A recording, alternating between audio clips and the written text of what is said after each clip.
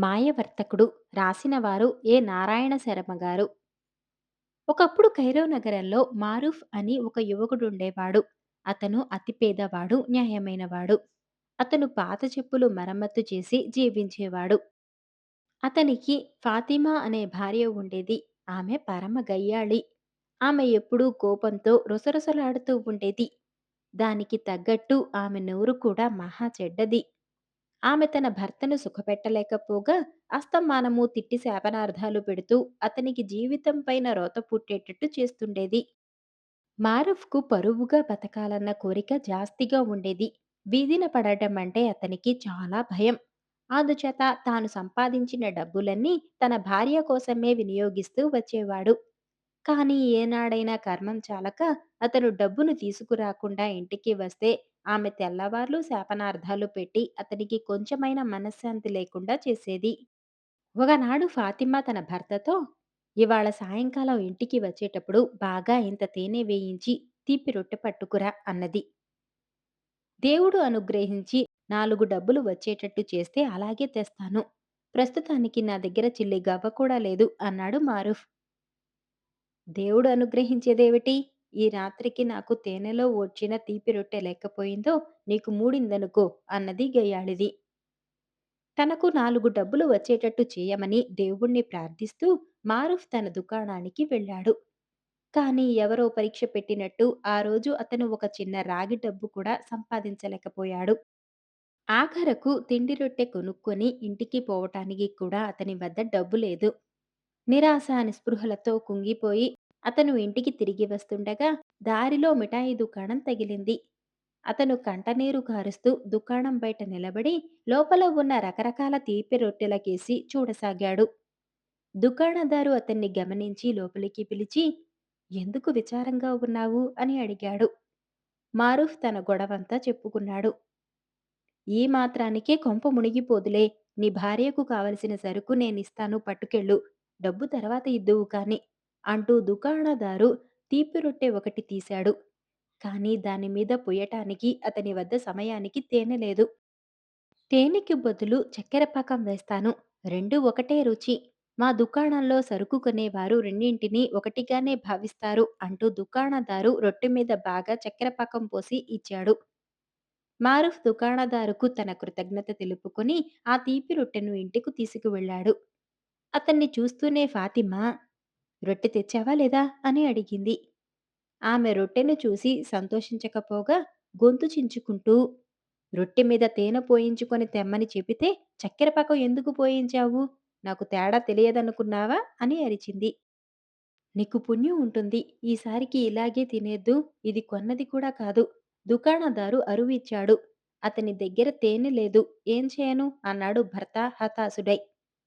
నాకేమీ అక్కర్లేదు అంటూ ఆమె ఆ రొట్టెను భర్త ముఖాన గిరాటు వేసింది. పో, నాకు తేనె రెట్ట పట్టుకురా అంటూ దవడ మీద గట్టిగా కొట్టింది. ఆ దెబ్బకు మారూఫ్ పక్కన పన్నొకటి విరిగి నోటి వెంట రక్తం కారసాగింది. ఉన్న ఓర్పు కాస్తా పోయి మారూఫ్ తన భార్య నెత్తిన ఒక చిన్న మొట్టికాయ వేశాడు. వెంటనే ఫాతిమా అమ్మ శక్తిలాగా అయిపోయి తన భర్త మెడ గట్టిగా పట్టుకొని గుంజుతూ, ఎవరా రోయ్, రండి రండి, నా మొగుడు నన్ను చంపేస్తున్నాడు అని పెడబొబ్బలు పెట్టింది. ఈ పొలికేకలు విని ఇరుగు పొరుగు వాళ్ళు వచ్చి మారూఫ్ను అతని భార్య పట్టు నుంచి విడిపించారు. జరిగినదంతా విని వాళ్ళు ఆ గయ్యాలితో, చక్కెర పాకం వేసిన రొట్టెకేం లోపం వచ్చింది? మేమంతా తింటున్నాము కామా? అనవసరంగా ఆ నిర్భాగ్యుణ్ణి ఎందుకు చెండుకు తింటున్నావు అన్నారు. వాళ్ళంతా వెళ్ళిపోయాక మారూఫ్ రొట్టె ముక్కలన్నింటినీ ఏరి కొంచెం రుచి చూడమని తన భార్యను బతిమిలాడాడు. కానీ లాభం లేకపోయింది. కడుపు దహించుకుపోతూ ఉండటం చేత చివరకు వాటిని తానే తినసాగాడు. తెల్లవార్లు భార్య చేత తిట్లు తిని మారూఫ్ మర్నాడు ఉదయమే లేచి మసీదుకు వెళ్లి తన కష్టాలు కడతేర్చమని దేవుడికి ప్రార్థించి అక్కడి నుంచి సరాసరి తన దుకాణానికి చేరుకున్నాడు. అతను దుకాణంలో కూర్చున్నాడో లేదో ఇద్దరు భటులు వచ్చి, నిన్ను కాజీగారు పట్టుకురమ్మన్నారు పద అంటూ అతన్ని లాక్కుపోయారు. న్యాయస్థానంలో కాజీ ఉన్నాడు.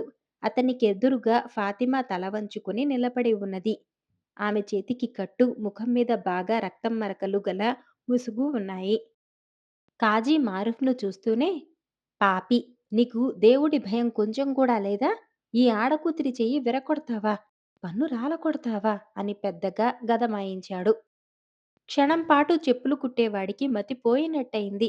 అతను కాజీగారికి వాస్తవం నివేదించుకున్నాడు. కాజీకి అతని మాటలలో నమ్మకం కుదిరింది. ఆయన ఒక పావు దీనారం తీసి అతనికిస్తూ, ఇది పెట్టి నీ భార్యకు తేనె రొట్టె కొనిపెట్టు. ఇద్దరూ మరెన్నడూ కీచులాడుకోకండి. పదండి అన్నాడు. మారూఫ్ ఆ డబ్బును భార్య చేతుల్లో పెట్టేసి తన దుకాణానికి వెళ్ళాడు. కొద్దిసేపటికల్లా భటులు వచ్చి, నిన్ను న్యాయస్థానానికి తీసుకుపోయినందుకు మాకు భత్యం డబ్బులు ఇయ్యి అని అడిగారు. ఏం చెయ్యాలో తోచక అతను తన పనిముట్లన్నీ అమ్మి భత్యాలు ఇచ్చేశాడు. దుకాణం ఖాళీ అయింది. తనకు పట్టిన దుస్థితిని గురించి ఆలోచిస్తూ అతను విచార సాగరంలో మునిగి ఉండగా, ఇంకొక న్యాయస్థానానికి చెందిన భటులు మరి ఇద్దరు వచ్చి, కాజీగారు నిన్ను పట్టుకురమ్మన్నారు అని చెప్పారు. అతను వారి వెంట వెళ్ళి, ఈ న్యాయస్థానంలో మళ్ళీ తన భార్య పూర్వంలాగే తన మీద అక్రమంగా ఫిర్యాదు చేయటం గమనించాడు. అతను ఈ రెండో కాజీకి జరిగినదంతా చెప్పి, ఒక గంట క్రితం మా తగాదాకు ఒక కాజీగారు తీర్పు ఇవ్వటం అయింది అన్నాడు. కాజీగారు ఫాతిమాను కోప్పడి, గంట కింద తీర్పు ఇచ్చిన ఫిర్యాదు మళ్ళీ ఏమని తెచ్చావు అన్నాడు. హుజూరు, నా మొగుడు నన్ను మళ్ళీ కొట్టాడు అన్నది ఫాతిమా. కాజీ ఆమెను మందలించి భటులకు బత్యాలు చెల్లించమని మారూఫ్‌తో చెప్పాడు. దాంతో మారూఫ్ జేబులు ఖాళీ అయ్యాయి. అతను మరింత కుంగిపోయి తన దుకాణానికి తిరిగి వెళ్ళాడు. మరొక గంట కల్లా కొందరు మిత్రులు అతని దుకాణానికి పరిగెత్తుకుంటూ వచ్చి, మారూఫ్, కొంప మునిగింది. నీ భార్య సుబేదారు కచేరీలో నీ మీద ఫిర్యాదు చేసింది. వెంటనే పరారీ అయిపో అని చెప్పారు. మారూఫ్ వెంటనే లేచి దుకాణం మూసి సాధ్యమైనంత త్వరలో కైరో నగరం దాటి పారిపోయాడు. అసలే చలికాలం. దానికి తోడు వర్షం ఆరంభమైంది. వానకు తడుస్తూ చలికి వణుకుతూ అతని చీకటి పడిన దాకా నడిచి ఒక పాడుపడిన భవనాన్ని చేరుకొని అందులో ఆ రాత్రి తలదాచుకున్నాడు. తన స్థితిని తలుచుకున్న కొద్దీ అతనికి ఏడుపు వచ్చింది. కట్టుకున్న భార్య తనకు ఇల్లు వాకిలి లేకుండా చేసింది. భవిష్యత్తు చూడబోతే అయోమయంగా ఉంది. అందుచేత అతను పెద్ద పెట్టున ఏడవసాగాడు. ఇంతలో ఎవరో, ఎందుకు నాయనా అంత దుఃఖిస్తున్నావు అని అడగటం మారూఫ్‌కి వినిపించింది. మారూఫ్ తల ఎత్తి ఒక వింత ఆకారాన్ని చూసి, ఎవరు నువ్వు అని అడిగాడు. నేను నూరేళ్లుగా ఈ పాడుపడిన ఇంటిని ఆశ్రయించి ఉన్న భూతాన్ని. నా వల్ల నీకేమైనా సహాయం కావాలంటే చెప్పు. ఇవాళ నువ్వు నా అతిథివి అన్నది భూతం. బాబూ, నీకు చేతనైతే నన్ను ఈ కైరో నగరానికి వీలైనంత దూరంగా చేర్చు. నా జీవితమంతా ధ్వంసమైంది. కొత్త చోట మళ్ళా కొత్త జీవితం ఏర్పరుచుకుంటాను అన్నాడు మారూఫ్. నా వీపు మీద ఎక్కి కూర్చో అన్నది భూతం. అతను అలాగే చేశాడు. కన్ను మూసి కన్ను తెరిచేసరికి మారూఫ్ ఒక పర్వత శిఖరం మీద ఉన్నాడు. తూర్పు తెల్లవారుతున్నది. పర్వతానికి దిగువన ఒక బ్రహ్మాండమైన నగరం కానవస్తున్నది. మారూఫ్ గబగబా కొండ దిగి ఆ నిగరం చేరుకున్నాడు. అక్కడి ప్రజలు అతనికి కొత్తగా కనిపించారు. వారు అతని దుస్తులకేసి వింతగా చూసి అతని చుట్టూ మూగి, నీ పేరేమిటి? మీది ఏ దేశం? అని అడగసాగారు. నా పేరు మారూఫ్. మాది కైరో నగరం అని అతను జవాబిచ్చాడు. నువ్వు కైరో నుంచి బయలుదేరి ఎంతకాలమైంది? అని వాళ్ళు మళ్ళీ అడిగారు. నిన్న సాయంకాలం బయలుదేరాను అన్నాడు మారూఫ్. అందరూ గొల్లున నవ్వారు. ఒక పెద్ద మనిషి అతనితో, నీకేమైనా మతిపోయిందా ఏమిటి? కైరో నుండి ఈ ఖతాస్ నగరానికి ఒక ఏడాది ప్రయాణం. నువ్వు నిన్న సాయంకాలం బయలుదేరటమేమిటి? అప్పుడే రావటమేమిటి? చాలు చాలులే అన్నాడు. నేను నడిచి రాలేదు. ఒక భూతం నన్ను తన వీపు మీద ఎక్కించుకుని తెచ్చి ఇక్కడ వదిలింది అన్నాడు మారూఫ్. ఈ మాటకు చుట్టూ మూగిన జనం మరింతగా విరగబడి నవ్వారు. పిచ్చివాడు అంటూ అందరూ అతని మీద విరుచుకుపడ్డారు. సరిగా ఆ సమయానికి అక్కడికి ఒక పెద్ద మనిషి దేవుడల్లే వచ్చాడు. ఆయన ఆ నగరంలో గొప్ప వర్తకులలో ఒకడు. ఎవరో పరాయి దేశం వాణ్ణి పట్టుకుని ఇలా అల్లరి పెట్టవచ్చునా? మీరంతా ఏం పని చేస్తున్నారు? అంటూ ఆయన అక్కడి జనాన్ని మందలిస్తూ వారి మధ్యగా మారూఫ్ వద్దకు చేరుకున్నాడు. ఆయన అతన్ని తన ఇంటికి అతిథిగా ఆహ్వానించి ఎంతో గౌరవంగా తీసుకువెళ్ళాడు. మారూఫ్ స్నానం చేసి తానిచ్చిన ఖరీదైన దుస్తులు ధరించి సుష్టుగా భోజనం చేసి కూర్చున్నాక వర్తకుడు అతనితో, అయ్యా, మీ దుస్తులు చూస్తే ఈజిప్టు నుంచి వచ్చినట్టు కనిపిస్తున్నారు. అసలు మీదే దేశం అని అడిగాడు. చిత్తం, నేను ఈజిప్టు దేశస్థుడినే. కైరో నగరంలోనే నా నివాసం అన్నాడు మారూఫ్. అక్కడ ఏం చేసేవారు అని వర్తకుడు అడిగాడు. పాత చెప్పులు మరమ్మత్తు చేసేవాణ్ణి అన్నాడు మారూఫ్. కైరోలో మీ ఇల్లెక్కడా అని వర్తకుడు మళ్ళీ అడిగాడు. ఎర్ర సందులో అని మారూఫ్ వెంటనే జవాబిచ్చాడు. ఆ సందులో ఉండేవారెవరైనా తెలుసా అన్నాడు వర్తకుడు. మారూఫ్ కొందరి పేర్లు చెప్పాడు. షేక్ అహ్మద్ అనే అత్తరు వ్యాపారి తెలుసా అని అడిగాడు వర్తకుడు. నాకు తెలియకపోవటమేమిటి? మావి పకపక ఇల్లే అన్నాడు మారూఫ్ బిగ్గరగా నవ్వుతూ. ఆయన ఎలా ఉన్నారు? దేవుడి దయ వల్ల కులాసాగానే ఉన్నారు అన్నాడు మారూఫ్. ఆయనకిప్పుడు ఎంతమంది కుమారులు? ముస్తఫా, మహ్మద్ అలీ అని ఆయనకు ముగ్గురు కుమారులు. వారేమేం పనులు చేస్తున్నారు? పెద్దవాడు ముస్తఫా బడిపంతులు. రెండోవాడు మహ్మద్ అత్తరు వ్యాపారంలోనే ప్రవేశించి తండ్రి దుకాణానికి పక్కనే తన దుకాణం కూడా పెట్టాడు. మూడోవాడు అలీ. నేను చిన్నప్పుడు కలిసి ఆడుకునేవాళ్ళం. మేము ఇద్దరము క్రైస్తవుల ఆలయంలోకి జ్వరపడి ప్రార్థన పుస్తకాలు దొంగలించి అమ్మి ఆ డబ్బుతో మిఠాయి కొనుక్కు తినేవాళ్ళం. ఒకరోజు క్రైస్తవులు మమ్మల్ని పట్టుకున్నారు. షేక్ అహ్మద్ తన కొడుకును చచ్చేటట్టు కొట్టాడు. వాడు కాస్త పరారీ అయిపోయాడు. ఈ 20 ఏళ్లుగా వాడి జాడే తెలియలేదు. మారూఫ్ ఈ సంగతి చెప్పగానే వర్తకుడు లేచి వచ్చి అతన్ని కౌగిలించుకుని, మారూఫ్, నేనే ఆ ఆలిని అన్నాడు. తర్వాత మారూఫ్ తన కథ యావత్తు స్నేహితుడికి చెప్పేశాడు. అంతా విని ఆలీ, చూడు తమ్ముడు, నువ్వు కూటికి కూడా లేని చెప్పులు కుట్టేవాడివని, భార్య పోరు పడలేక పారిపోయి వచ్చావని ఇక్కడి ప్రజలకు తెలిస్తే నిన్ను ఎవరూ ఖాతరు చేయరు.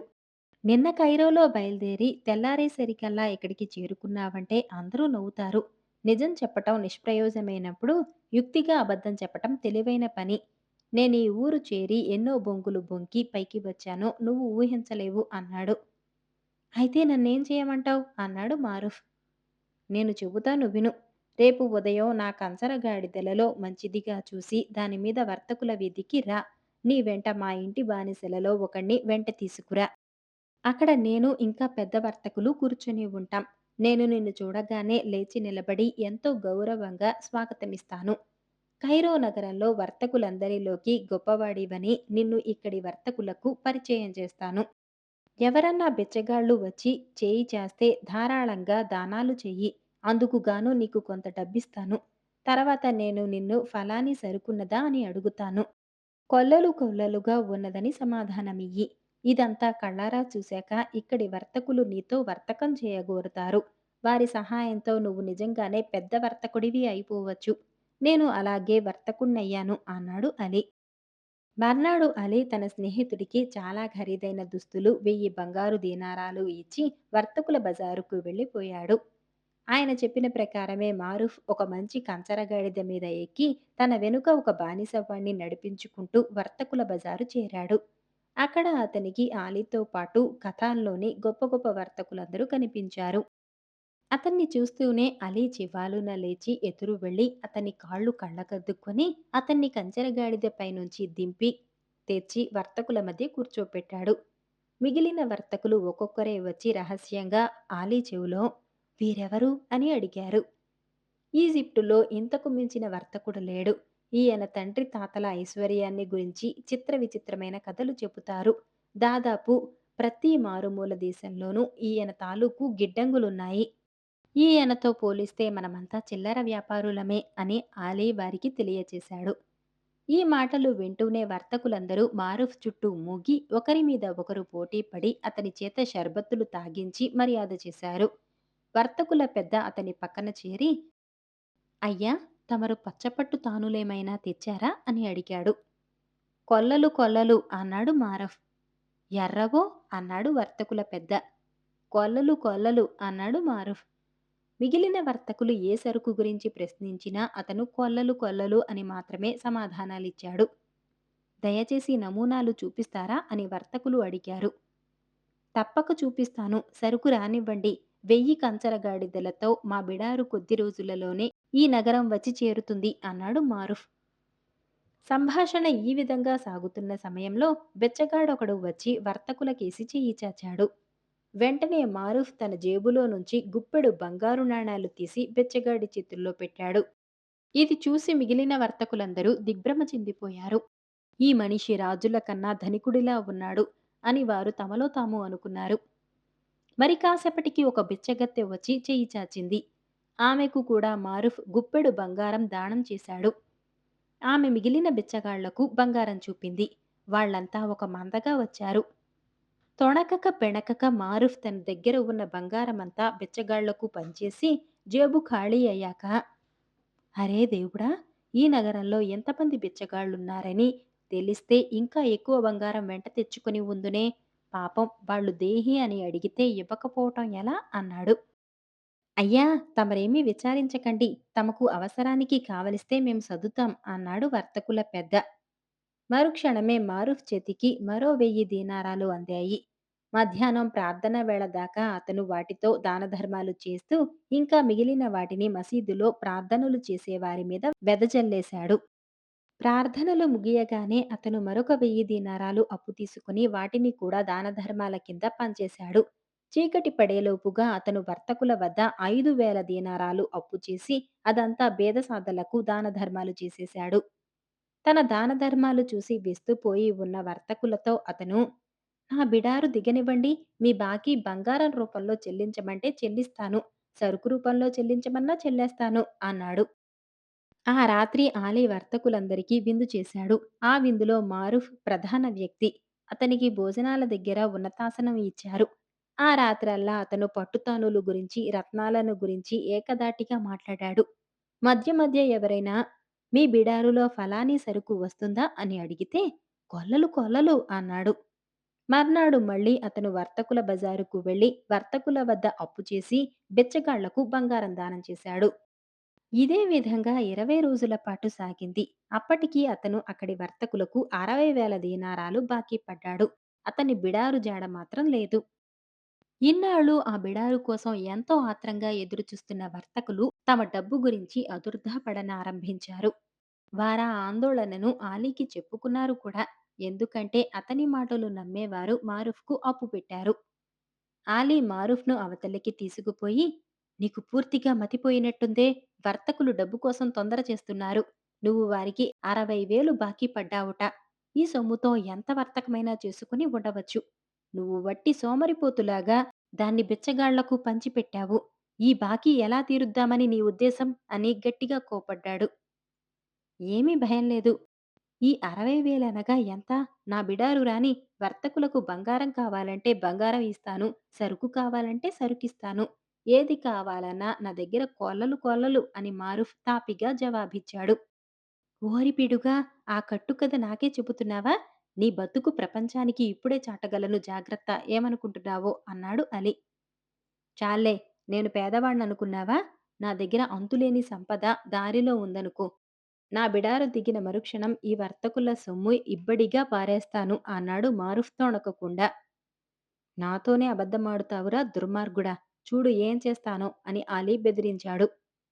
వేం చేసినా సరే నా బిడారు వచ్చేదాకే. ఆ వర్తకులందరూ వేచి ఉండక తప్పదు. ఆ తర్వాత వారి సొమ్ము వారికిస్తాను. ఇంకా ఎక్కువే ఇస్తాను కూడా అన్నాడు మారూఫ్. అంతటితో ఆలి ఆట కట్టయింది. ఒకప్పుడు తాను ఈ మారూఫ్‌ను చాలా పెద్ద కోటీశ్వరుడుగా పరిచయం చేసి, ఆ నోటితోనే ఇప్పుడతను గర్భదరిద్రుడని సాటి వర్తకులతో చెప్పటం ఎలా? మిగిలిన వర్తకులంతా ఆలీ దగ్గరకు వచ్చి, మా బాకీ సంగతి ఏమంటాడు? వ్యవహారం ఏమైనా దారిన పడేట్టుందా? అని ఆత్రంగా అడిగారు. ఆలీ నీరసంగా, అతనితో బాకీ సంగతి నేను ప్రస్తావించటానికి జంకాను. ఎందుకంటే నేనే అతనికి 1000 దీనారాలు అప్పు పెట్టి ఉన్నాను. అసలు మీరు అతనికి అప్పు పెట్టే ముందు నాతో చెప్పి ఉండవలసింది. మీ బాకీకి నేను జవాబుదారిని కాను. దాన్ని మీరే వసూలు చేసుకోండి. సాధ్యం కాకపోతే సుల్తాను గారి వద్దకు వెళ్లి అతను వంచకుడని, మిమ్మల్ని దగా చేశాడని ఫిర్యాదు చేసుకోండి అన్నాడు. వర్తకులందరూ కలిసి సుల్తాను గారి వద్దకు వెళ్లి తమకు మారూఫ్‌కు మధ్య నడిచిన లావాదేవీ అంతా విన్నవించుకున్నారు. ప్రభూ, ఈ మనిషి పేదవాడనుకుందామా అంటే మా కళ్ళ ఎదుటే పేదలకు గుప్పెళ్లతో బంగారం దానం చేశాడు. దరిద్రుడైన వాడు అలా ఎన్నడూ చేయడు. ఈ దాన ధర్మాల కోసం అతను మా వద్ద 60,000 దీనారాలు అప్పు తీసుకున్నాడు. పోనీ అతను ధనవంతుడే అని తొందరపడకుండా ఉందామనుకుంటే ఎన్నాళ్లు చూసినా అతను బిడారు జాడ లేకుండా ఉంది అన్నారు వారు. వారు చెప్పేది వింటుంటే సుల్తానుకు మారుఫ్ సాటిలేని ధనికుడన్న నమ్మకం కుదిరింది. ఆయన అసలే లోభి. ఈ మారుఫ్ పేదలకు గుప్పిళ్లతో బంగారం దానం చేస్తున్నాడనేసరికి అటువంటి వాడి వల్ల లాభం పొందాలన్న దురాశ ఆయనలో తల ఎత్తింది. ఆయన వర్తకులను పంపేసి తన వజీరును పిలిచి, మనం ఈ మారుఫ్ స్నేహం సంపాదించుకోవాలి. అతని బిడారు ఇవాళ కాకపోతే రేపైనా వచ్చి తీరుతుంది. ఈ వర్తకులు గద్దల్లాగా పోంచి ఉన్నారు. వారు అతని సరుకు కాజేయక ముందే మనం జాగ్రత్త పడాలి. అవసరమైతే అతనికి నా కూతుర్నిచ్చి పెళ్లి చేసి అతని ఆస్తంతా మన ఆస్తిలో కలిపేస్తాను అన్నాడు. మీరు దురాశకు చిక్కి మోసపోకండి ప్రభూ, ఈ మనిషి వట్టి మోసగాడు అన్నాడు వజీరు. నేను ముందుగా అతన్ని పరీక్ష చేస్తాను. అందుకు అవసరమైన ఆలోచన చేసే ఉంచాను. అతను మోసగాడని రుజువైతే తల తీసేద్దాం అన్నాడు సుల్తాను. వెంటనే వజీరు మారుఫ్ను పిలిపించాడు. అతను వచ్చి సుల్తానుకు సలాం చేసి కూర్చున్నాడు. నువ్వు ఈ నగరపు వర్తకులకు 60,000 దీనారాలు బాకీ పడ్డావట. నిజమేనా?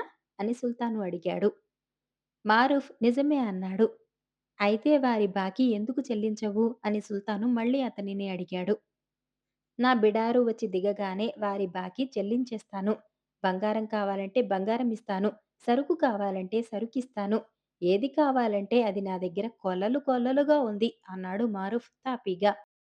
అతన్ని పరీక్షింతామని సుల్తాను 1000 దీనారాల విలువగల ముత్యాన్ని తీసి అతనికిస్తూ, ఇలాంటి విలువగల ముత్యాలు నీ బిడారు వెంట ఉన్నాయా అని అడిగాడు. మారూఫ్ దాన్ని అటూ ఇటూ తిప్పి చూసి చివరకు ఆ ముత్యాన్ని కాలి కింద పెట్టి తొక్కి చితక్కొట్టేశాడు. సుల్తాను మండిపోతూ, ఏమిటి నీ ఉద్దేశం అన్నాడు. ఎంత విలువ ఉన్నా ఈ ముత్యం 1000 దీనారాల కన్నా ఉండదు.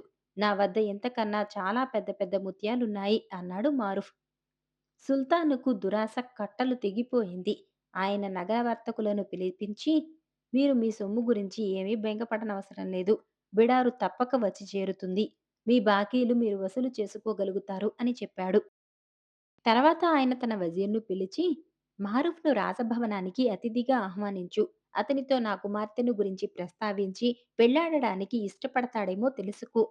అతని ఆస్తంతా మనం కలుపుకోవచ్చు అన్నాడు. ప్రభూ, ఈ విదేశీయుణ్ణి చూస్తే నాకు చాలా సందేహంగా ఉంది. అతన్ని రాజభవనంలో అడుగుపెట్టనివ్వటం మంచిది కాదు. ఇంతలో తొందరేమొచ్చింది? అతని బిడారు వస్తున్న జాడ అయినా తెలిసేదాకా తొందరపడకండి అని వజీరు సలహా ఇచ్చాడు. ఈ సలహా విని సుల్తాను మండిపడ్డాడు. విశ్వాసఘాతకుడా! నా కుమార్తెను నువ్వు పెళ్లాడతానని వెనక అన్నావు. దానికి మేం ఒప్పలేదు. ఇప్పుడు ఆమెకు మంచి సంబంధం వస్తే అది ఎలాగైనా పడగొట్టాలని చూస్తున్నావు. నా కుమార్తెకు ఎలాగైనా పెళ్లి ఈడు తప్పించి అప్పుడు నీవే పెళ్లాడాలనుకుంటున్నావు. ఇతను నా కుమార్తెను పెళ్లాడితే మనమంతా బాగుపడిపోతాం. ఏమనుకున్నావో అన్నాడాయన. ఇంకా ఎదురు చెప్పితే సుల్తానుకు మరింత కోపం వస్తుందనుకొని వజీరు తిన్నగా మారూఫ్ వద్దకు వెళ్ళి, సుల్తాను గారికి తమ కుమార్తెను మీకిచ్చి చేయాలని ఉన్నది. మీ ఉద్దేశం ఎలా ఉందని ఆయనతో చెప్పాలి అని అడిగాడు. సుల్తాను గారి ఆదరానికి చాలా కృతజ్ఞుణ్ణి. కానీ నా బిడారు వచ్చేదాకా ఆగటం మంచిది కాదా? రాజకుమార్తెను పెళ్లాడటం అంటే దానికి చాలా పెద్ద తతంగం ఉంది. పెళ్లి కూతురికి కనీసం 5,000 సంచుల బంగారం పెట్టాలి. పెళ్లినాడు నగరంలోని పేదసాదలకు కనీసం 1000 సంచుల బంగారం దానం చేయాలి. సైనికుల వినోదానికి మరో 1000 సంచుల బంగారం అవసరం. పెళ్లి కూతురికి నేను 100 రత్నాలైనా పెట్టుకోవాలి. దాసదాసీ జనానికంతకు కలిపి మరో 100 రత్నాలు బహుకరించాలి. నా బిడారు చేరనిదే ఇదంతా ఎలా సాధ్యమవుతుంది అన్నాడు మారూఫ్ దర్పంగా. వజీరు ఈ మాటలను సుల్తాను గారికి నివేదించాడు. సుల్తానుకు తల తిరిగిపోయినంత పనయింది. ఆయన మారూఫ్‌ను వెంటనే పిలిపించి, "ఓ వర్తక శేఖరా! ఈ పెళ్లి వెంటనే జరిగిపోవాలి. పెళ్లికయ్యే ఖర్చంతా నేనే భరించుకుంటాను. నా ఖజానా నిండా పుష్కలంగా డబ్బున్నది. నీ అవసరాలకు కావలసింది ఎంతైనా నిరభ్యంతరంగా తీసుకోవచ్చు. పెళ్లి కూతురుకివ్వదలిచిన కట్న కానుకల సంగతి బిడారు వచ్చినాక చూసుకోవచ్చు. ముహూర్తం వాయిదా వేయటం మటుకు నాకెంత మాత్రం ఇష్టం లేదు" అన్నాడు. మారూఫ్ సరేనన్నాడు. అతనికి సుల్తాను కుమార్తెనిచ్చి వైభవంగా పెళ్లి చేసేటందుకు ఏర్పాట్లు జరిగాయి.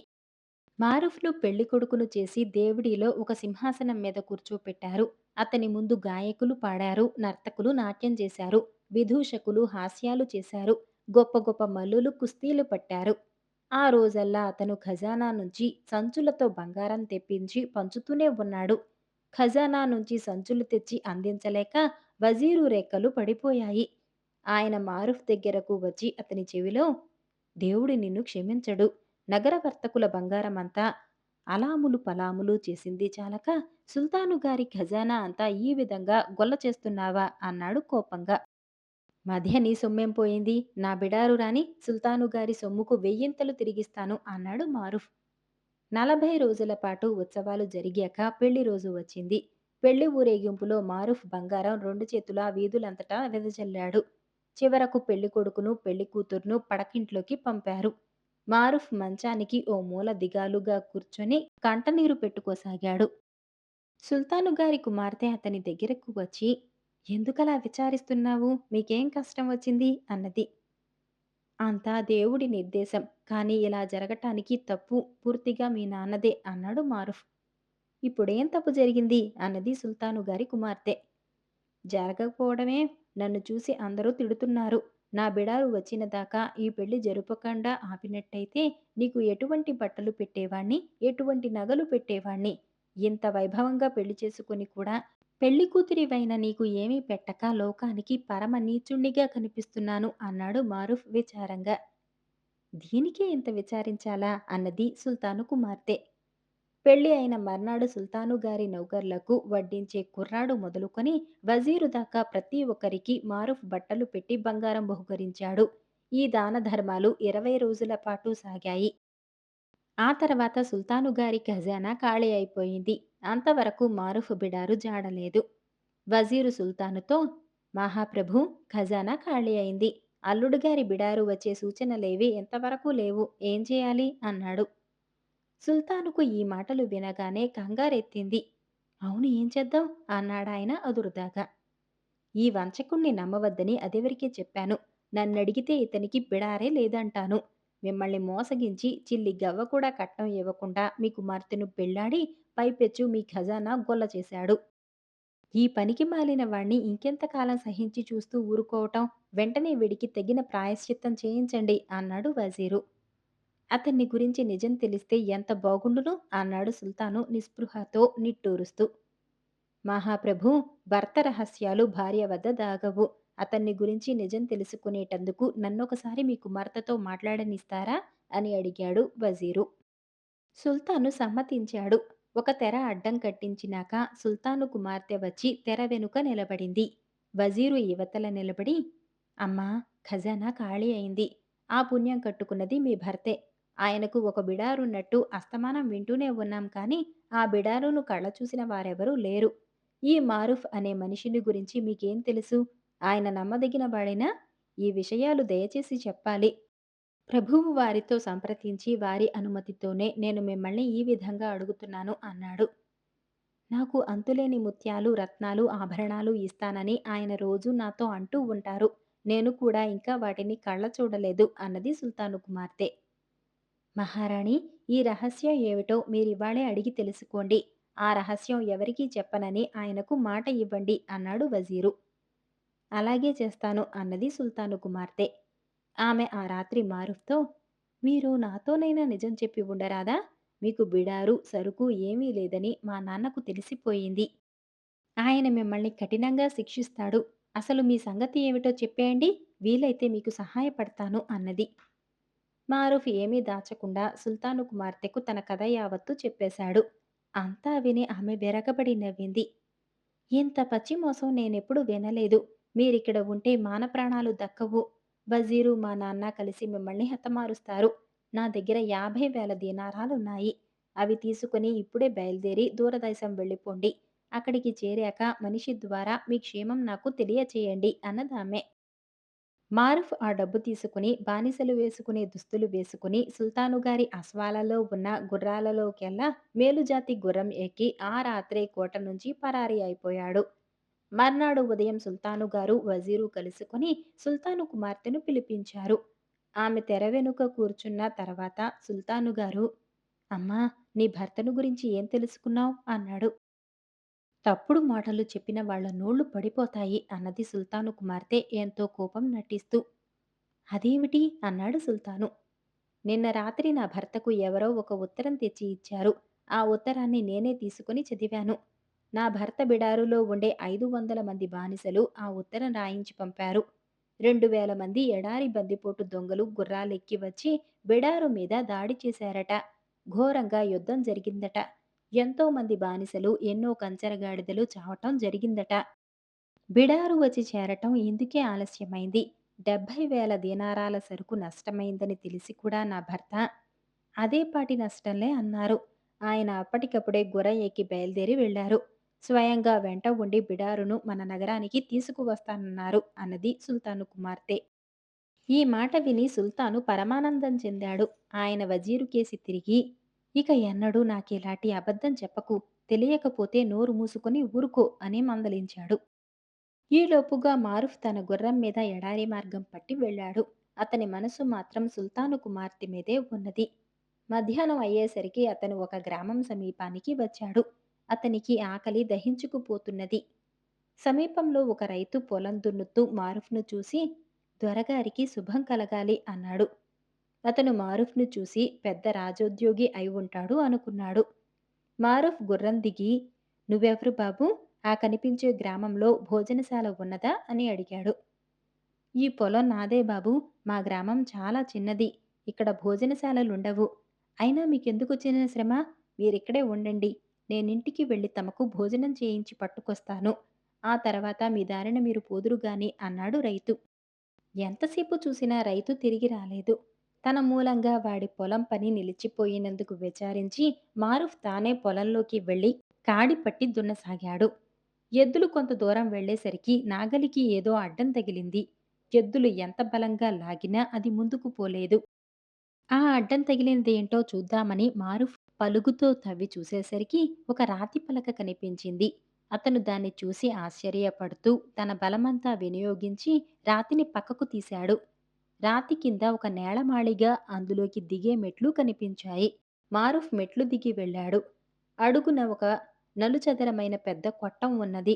అందులో 4 గదులున్నాయి. వాటిలో బంగారపు కుప్పలు, ముత్యపు కుప్పలు, రత్నాల కుప్పలు ఉన్నాయి. ఎన్నో వందల సంవత్సరాల క్రితం ఎవరో రాజులు తమ ధనాన్ని ఆ కొట్టంలో దాచుకున్నారు. తర్వాత ఆ రాజ్యం పోయింది. ఆ ప్రాంతాన్ని ఎడారి ఆక్రమించింది. మారుఫ్ తన అదృష్టాన్ని నమ్మలేకపోయాడు. అతను మళ్ళీ పైకి వచ్చి రాతిని యథాస్థానంలో పెట్టేసి దానిపై మన్ను కప్పి రైతు కోసం ఎదురు చూడసాగాడు.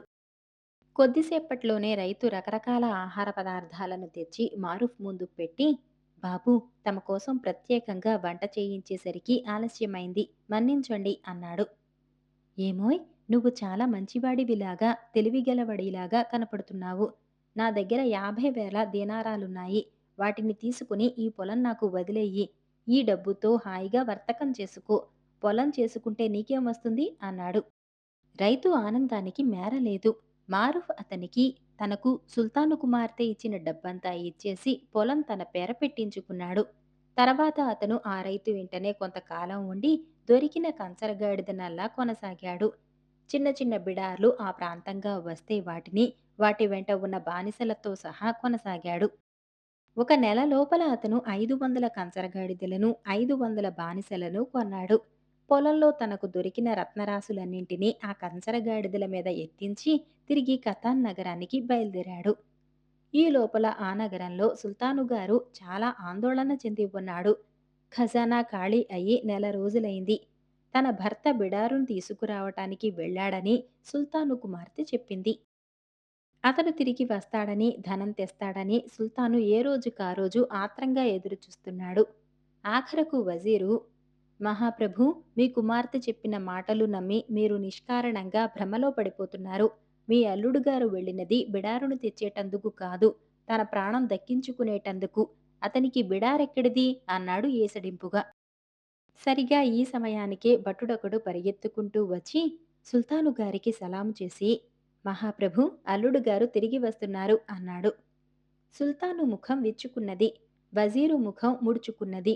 మారుఫ్ వచ్చి సుల్తాన్ను కౌగిలించుకుని, నేననుకున్న దానికన్నా చాలా ఎక్కువ నష్టమే జరిగింది. నా సొత్తులో కొద్ది భాగమే దక్కింది. చూదురుగాని రండి అంటూ సుల్తానును తన వెంట తీసుకువెళ్ళాడు. రాజభవనం ముందు ఆవరణలో మూటలన్నీ దించి ఉన్నాయి. వాటిని తెచ్చిన కంచరగాడిదలు ఒక పక్కగా నిలబడి ఉన్నాయి. ధనరాశులను చూడవచ్చిన నగరంలోని వేలాది జనాన్ని భటులు దూరంగా ఉంచారు. మారూఫ్ తెచ్చిన రత్నరాశులు చూడగానే సుల్తాను గారికి కళ్ళు చెదిరిపోయాయి. కొన్ని మూటల నిండగా అచ్చంగా వజ్రాలు, కొన్నిటిలో అచ్చగా వైడూర్యాలు, కొన్నిటిలో మరకతాలు, కొన్నిటిలో పుష్యరాగాలు, కొన్ని సంచుల నిండా పోకకాయలం తీసి పెద్ద పెద్ద ముత్యాలున్నాయి. ఇదంతా నీ సరుకే?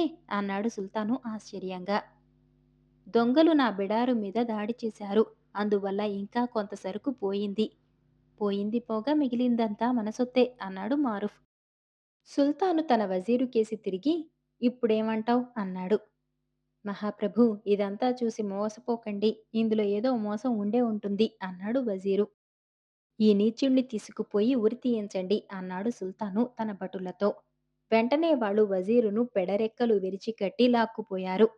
అప్పటికప్పుడే సుల్తాను మారుఫ్ను తన వజీరుగాను, తన తర్వాత సుల్తానుగాను ప్రకటించాడు. మారుఫ్ బిడారు వచ్చి చేరినందుకు పెద్ద విందు జరిగింది. ఆ విందుకు నగరంలో ఉండే వర్తకులందరూ వచ్చారు. వారిలో ఆలీ కూడా ఉన్నాడు. మారుఫ్ అందరి బాకీలు రెట్టింపుగా చెల్లించాడు.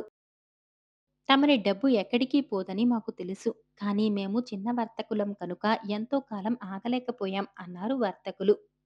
ఆలీ ముఖాన మటుకు కత్తివాటు వేస్తే నెత్తురు చుక్కలేదు. మారుఫ్ ఈ బిడారు ఇంత ధనము ఎక్కడ్నుంచి తెచ్చాడో ఆలీకి తెలియలేదు. అదే విధంగా సుల్తాను కుమార్తె కూడా ఆశ్చర్యపడింది. ఈ సొత్తంతా ఎక్కడిది? నా ప్రేమ పరీక్షించటానికి అబద్ధమాడారా? అన్నదామె తన భర్తతో. మారూఫ్ ఆమెతో నిజం చెప్పేశాడు. ఆ తర్వాత వారు చాలా కాలం పాటు సుఖంగా బతికి అనేక మంది పిల్లలను కన్నారు. కొన్నేళ్ల తర్వాత మారూఫ్ మామగారు చనిపోయాడు. ఆనాటి నుండి మారూఫ్ ఖతాన్ నగరానికి సుల్తానయ్యి చాలా ఏళ్లు ధర్మంగా రాజ్యపాలన చేశాడు. మరిన్ని మంచి కథల కోసం వీడియోని లైక్ చేసి ఛానల్ని సబ్స్క్రైబ్ చేసుకోండి. ధన్యవాదాలు.